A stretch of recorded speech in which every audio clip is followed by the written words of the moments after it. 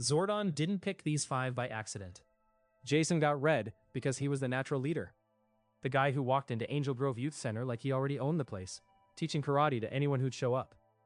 Zach got black because his whole vibe was flash and improvisation, hip-hop keto, and a smile that could disarm a putty.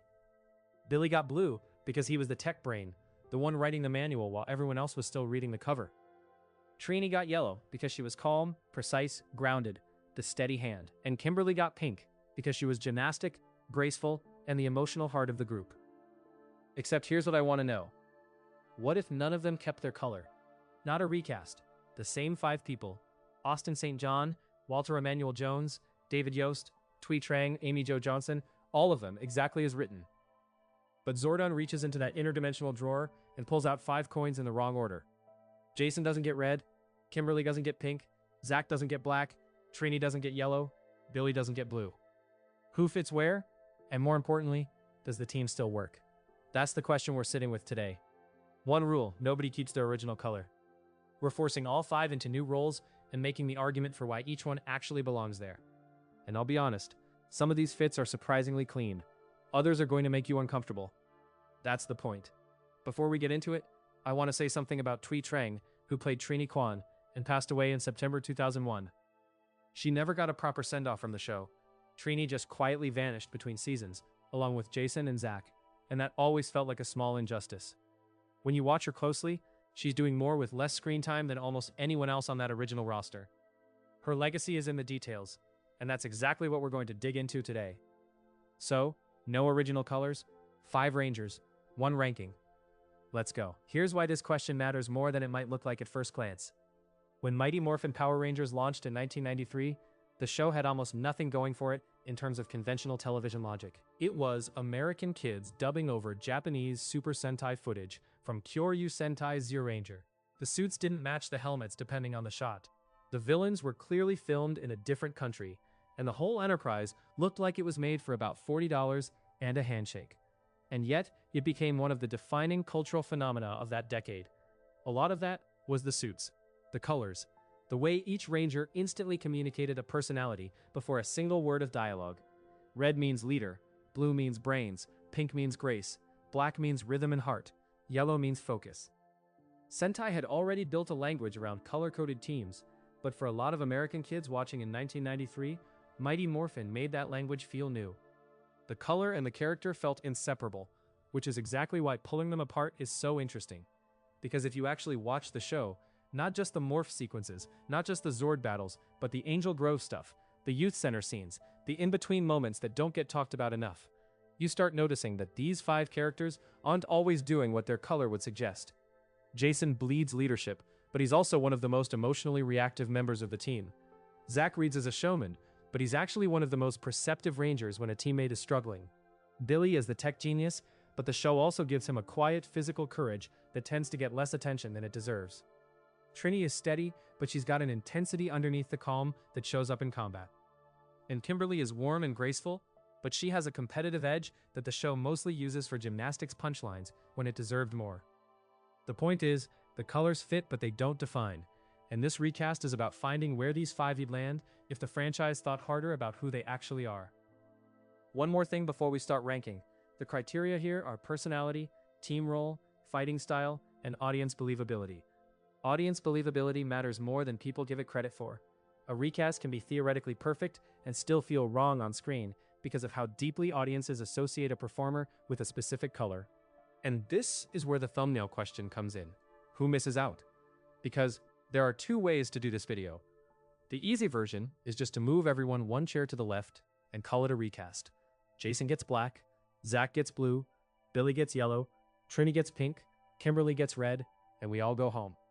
But that is not really analysis. That is a color shuffle. The harder version is to treat each color like a job opening. Red is not just a red suit, it's a leadership function. Blue is not just a blue suit, it is the problem-solving function. Black is not just the cool one, it is the edge of the team. Yellow is not just support, it is discipline, balance, and the person who makes everyone else better. Pink is not just grace, it is emotional visibility, independence, and the personal arc that pulls the audience in. So for each color, I'm going to ask the real casting question. Who fits the job best if the original Ranger is unavailable? And by the end, someone is going to get the least natural role. Not because they are bad, not because they don't belong on the team, but because when you force 5 iconic characters out of their natural positions, one of them has to carry the weirdest assignment. That is the real answer to who misses out, not who gets kicked off the team, who loses the most by being moved. Keep that in the back of your mind, because the answer is not as obvious as it looks. Alright, let's start at the top. The Red Ranger slot. Red is the most loaded color in the franchise. It means leadership, frontline presence, the person the camera defaults to in a crowd scene. The Red Ranger calls the Megazord. The Red Ranger gives the speech. The Red Ranger is the one the villains always seem to target first, because taking out the leader sends a message. The obvious answer is Jason Lee Scott. He is the Red Ranger, so naturally he'd still fit best in red. But he can't have red in this exercise, so we have to actually think about who else the color could absorb. And the answer, maybe counterintuitively, is Trini Kwan. I know. Stay with me. Here's the argument. Trini's actual personality in the show, not the yellow suit, not the narrative function she gets handed, is deeply Red Ranger coded. She is calm under pressure. She doesn't escalate when Jason does. She doesn't crack jokes when Zach does. She watches, she assesses, and then she acts with precision. That's not yellow. Yellow in Ranger culture is the support specialist, the team anchor, the one who keeps morale. Trini does some of that, but what she does more consistently is make correct decisions quickly in difficult situations. To me, Zordon's briefing scenes often feel like Trini is absorbing the information differently than everyone else. Jason's already thinking about what to do. Zach's looking for the angle. Kimberly's checking on the team. Billy's running the math. But Trini is the one who looks like she's already 3 steps ahead and just waiting for the others to catch up. The fighting style check also passes. Her martial arts background in the show is explicitly in Kung Fu. Clean, controlled, efficient, nothing wasted. The Red Ranger role works best when the combat energy feels controlled rather than chaotic. Jason fights like he's solving a problem, not enjoying a brawl. Trini fights the same way. The audience believability check is where it gets complicated. And look, I'm going to be honest here. This is the one that's hardest to separate from the real-world context around the show. In 1993, putting Trini in red would have been remarkable. Not impossible, just remarkable. The show was doing something genuinely novel with its casting diversity. But the lead ranger was always going to land in familiar territory for mainstream American television.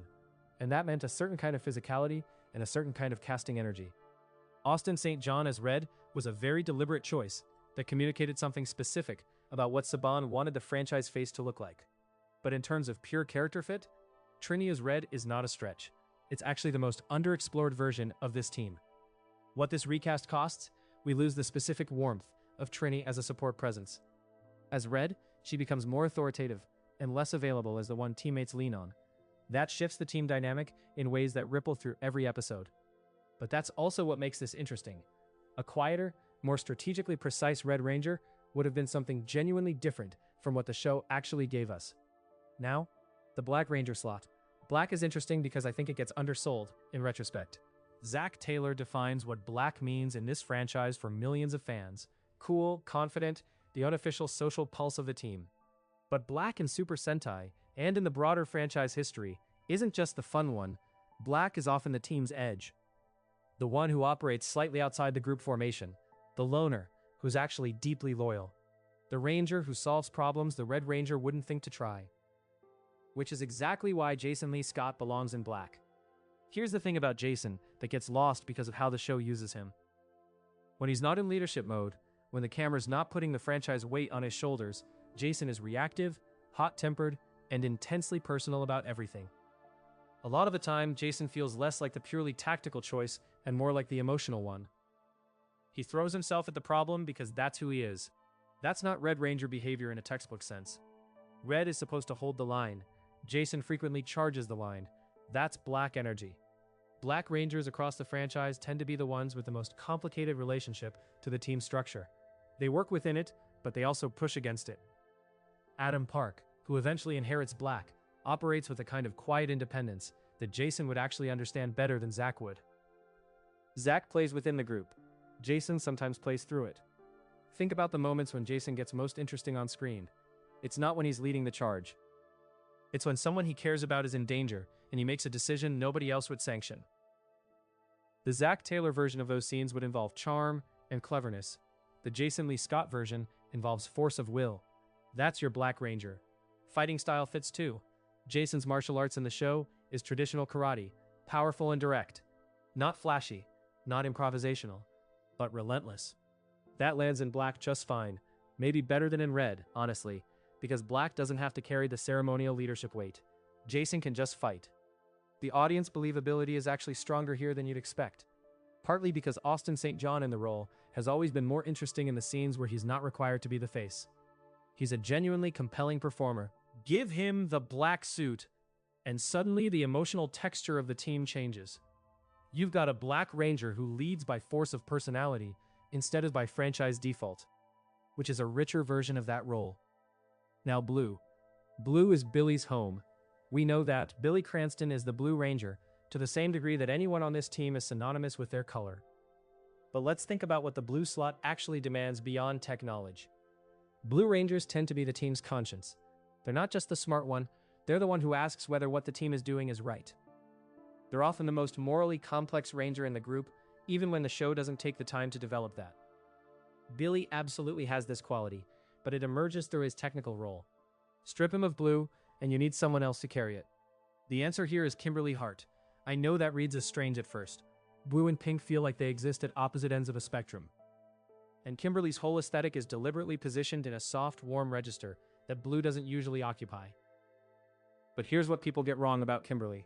She's actually the sharpest critical thinker in the group when it comes to people. Not technology, not tactics, people. She reads situations emotionally, the way Billy reads them analytically, and she reaches the same conclusions faster.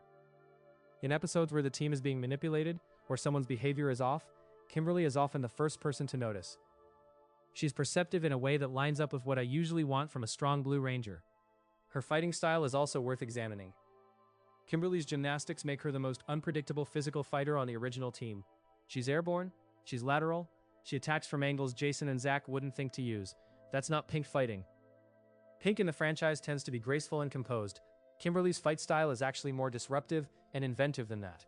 In the blue suit, that becomes something closer to how Billy eventually fights, finding unconventional solutions when the straightforward approach isn't working. The conscience angle also fits.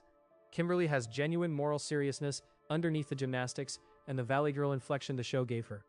When something sits wrong with her, she says so. When a teammate is struggling, she pushes past their resistance to actually help. That's exactly what a great Blue Ranger does. Audience believability is the hardest obstacle here. Amy Jo Johnson and the color pink are deeply bonded in franchise memory. But think about it for a second. In a blue suit, Kimberly's personality becomes something the franchise hadn't seen before. A Blue Ranger who leads with warmth and emotional intelligence rather than analytical remove. That's new. That's actually interesting. Yellow Ranger.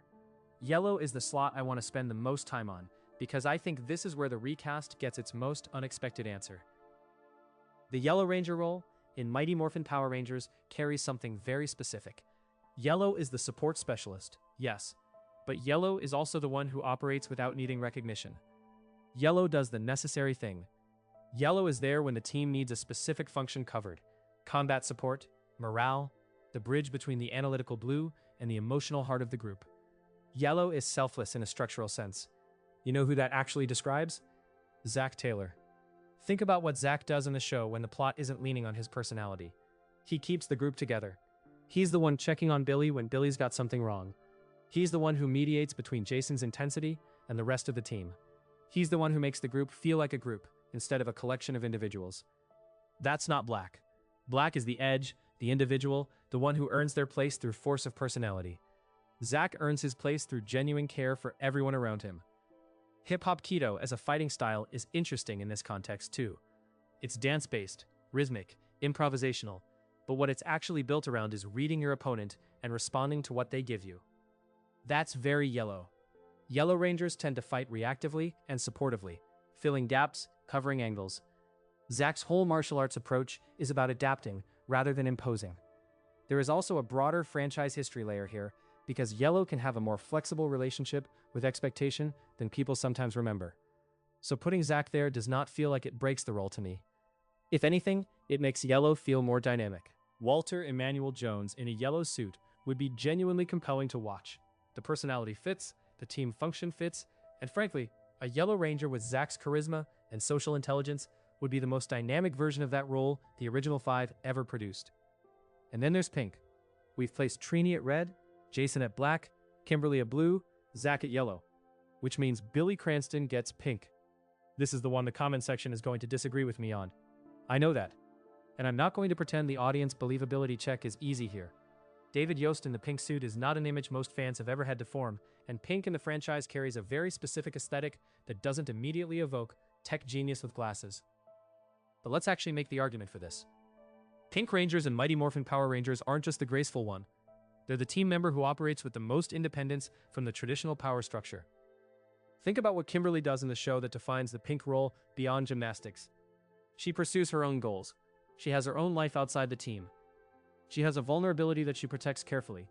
She connects with people one-on-one more than in group settings. Now think about Billy Cranston. Billy has more individual focus episodes than almost anyone else on the original team.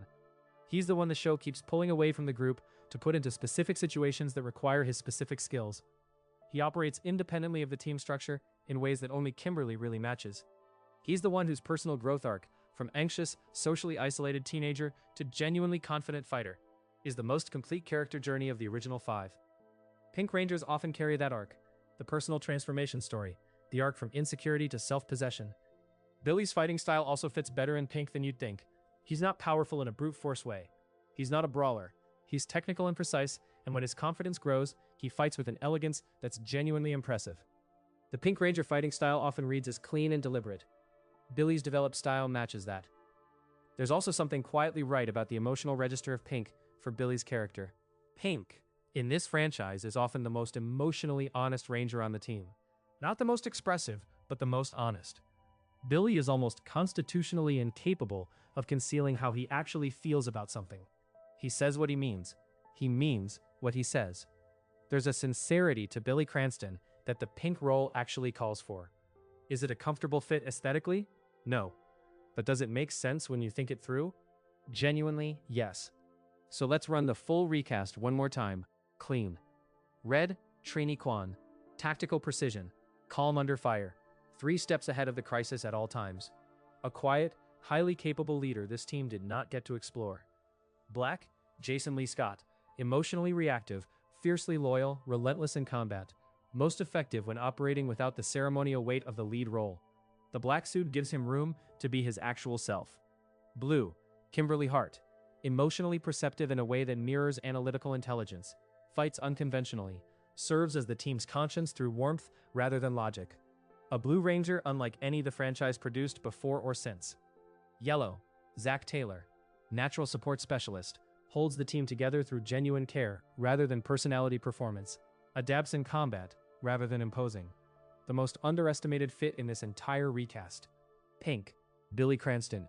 Independent personal arc, technical and precise fighting style, emotionally honest in a way the pink role consistently rewards. The most counterintuitive placement, but the one I'm most confident in when I actually run the criteria. And now we finally have to answer the thumbnail question. Who misses out? For me, it is Billy. And I want to be careful with that because I do not mean Billy is the worst Ranger here. If anything, Billy is one of the most important characters in the original show. I read him as having one of the strongest growth arcs. The Ranger who quietly proves that being on the team is not about being the strongest fighter in the room. Billy matters. But in this specific recast, Billy is the one who loses the most by being pulled away from his original color. Jason can survive losing red because his intensity still works in black. In some ways, black frees him.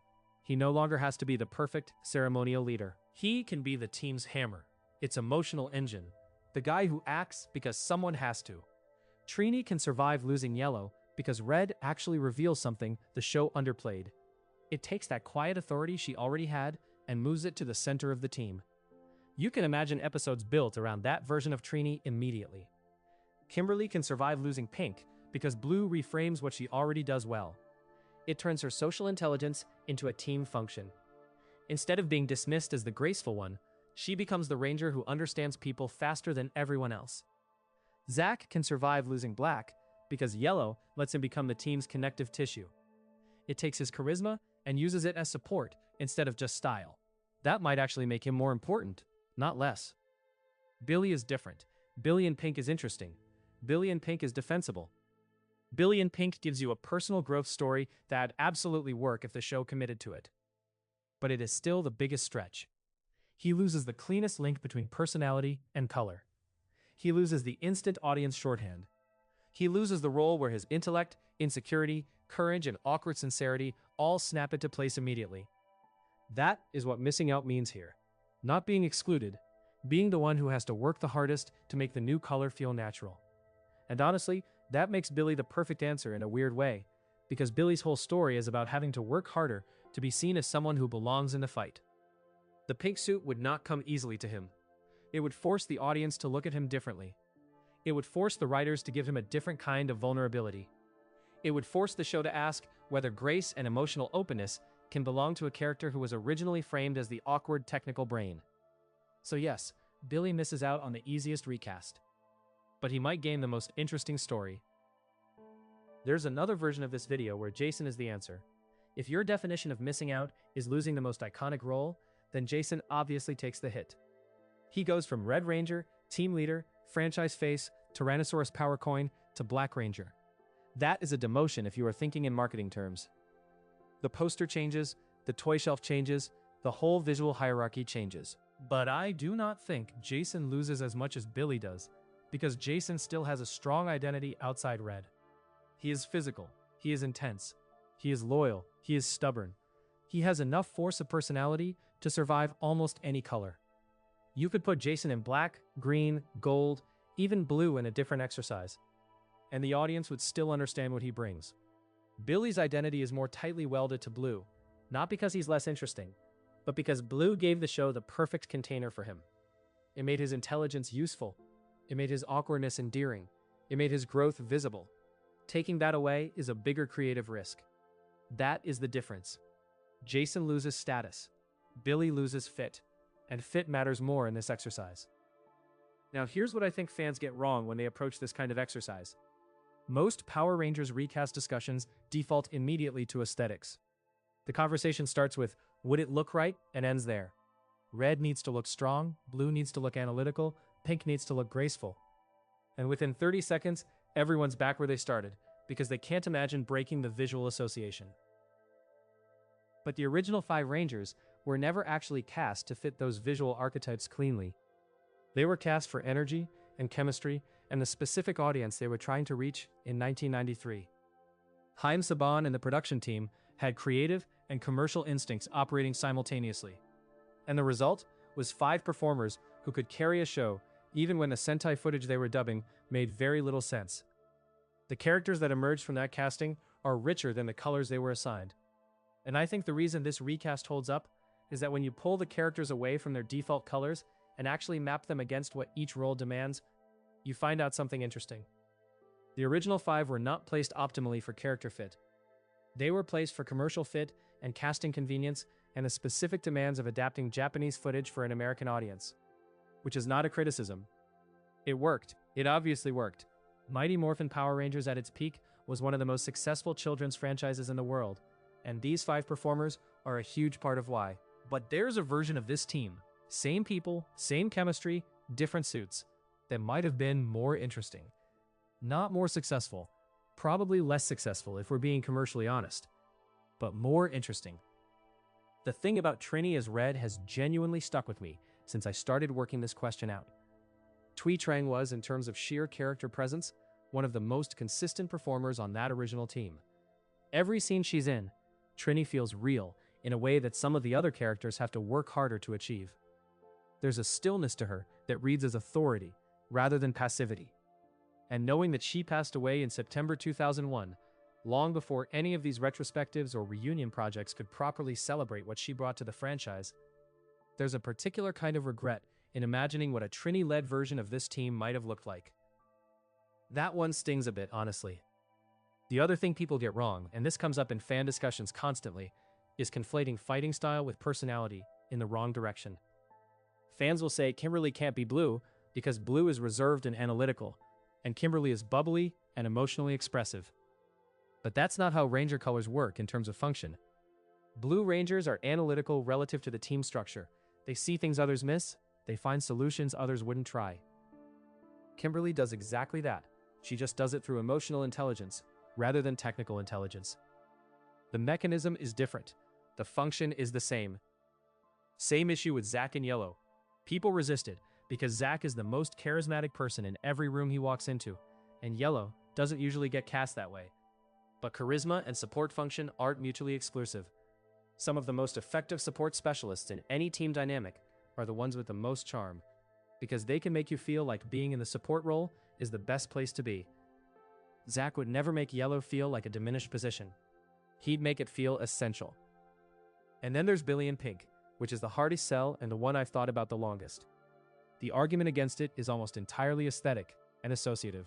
The argument for it runs right through the center of who Billy actually is, the most complete personal arc on the team, the most emotionally transparent fighter, the Ranger whose growth story best fits the template Pink consistently provides. I'm aware that arguing for Billy and Pink and Trini and Red in the same video is a certain kind of chaos. But when you sit with the criteria honestly, personality, leadership, fighting style, team role, audience believability, this is where the analysis lands. Here's the last thing. The reason this question is worth asking in 2026 is the same reason it was worth asking in 1993. Ranger colors carry meaning. They're not just branding. They're the show's shorthand for who someone is. When you see the red suit, you know something. When you see blue, you know something. That visual language has been part of Power Rangers since the very first episode of Mighty Morphin Power Rangers, and it survived through every iteration of the franchise because it works. But I think the original 5 work best when we treat them as human characters first and colored suits second. And when you actually look at them as human characters, when you watch the Angel Grove scenes, the Youth Center scenes, the unmorphed moments where Austin St. John and Walter Emmanuel Jones and David Yost and Twee Trang and Amy Jo Johnson are just doing the work of making 5 teenagers feel real, you see something the suits occasionally obscure. These are 5 people who fit several different color combinations depending on which part of their character you're weighing. The fact that we've spent 30+ years assuming the original assignment was definitive says more about how good the show was at conditioning its audience than it does about the actual fit. Zordon picked them. But maybe he didn't pick them perfectly. And if this version of the team existed, I think the first episode would feel completely different. Trini would not lead with speeches. She would lead with stillness. The team would have to learn that authority does not always look loud. Jason would have to learn how to be powerful without being the center. Kimberly would have to trust that her emotional instincts are not secondary to Billy's technical ones. Zack would have to discover that being the support structure is not the same thing as being pushed into the background. And Billy would have to figure out how to wear the color that least matches what everyone expects from him. That is why the premise works. It does not just ask which suit looks cool on which person. It asks what happens when you separate identity from branding. It asks whether these characters are strong enough to survive outside the color that made them famous. Most of them are. Billy is too, but he has the hardest road. That is my answer to who misses out. So here's the question I want to leave in the comments. If you had to swap just one of the original 5 into a different color, just one, which swap do you think would have made the team more interesting? And which one would you absolutely refuse to accept? Because I think those are 2 different answers for most of you. And I genuinely love to see where this lands. And if you want more Power Rangers What Ifs, subscribe and check out more videos on the channel. Until next time, may the power protect you.